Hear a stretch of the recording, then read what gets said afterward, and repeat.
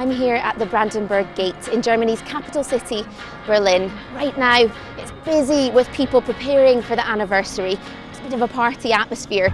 But 25 years ago, things here were very different. Berlin was split by a giant concrete wall. The east and west were divided. For over 40 years, Europe was roughly split into two. In the west, people had more money and more of a say in how their countries were run.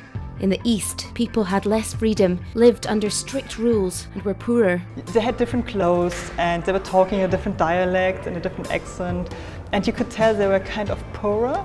Germany was also divided into east and west, but parts of its capital city Berlin stayed free, and thousands of East Germans began escaping into the west. So in 1961, the East German government built a wall to stop them. Made of concrete and eventually around 100 miles long, it was watched over by armed guards. Lots of families were separated when the wall went up.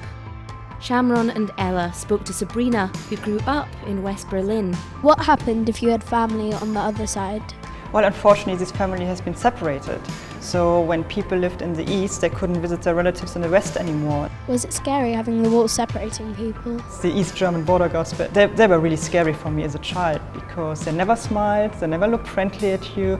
So this is East Berlin. 25 years ago, it would have been extremely dangerous just to be sitting where I am now. Just over there is the west. Can you imagine? If your gran lived there, you couldn't even go and see her. It's thought more than 100 people were killed trying to get past the wall from east to west. On November 9th, 1989, the East German government said people from the east could finally cross into the west. People were surprised it had happened, and there was a huge celebration. Here's how Newsround reported it.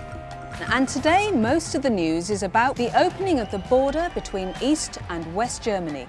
Around 2 million people went to the wall for the celebrations, and some people took pickaxes to knock bits of it down. When the wall came down, it changed Berlin and it changed Europe.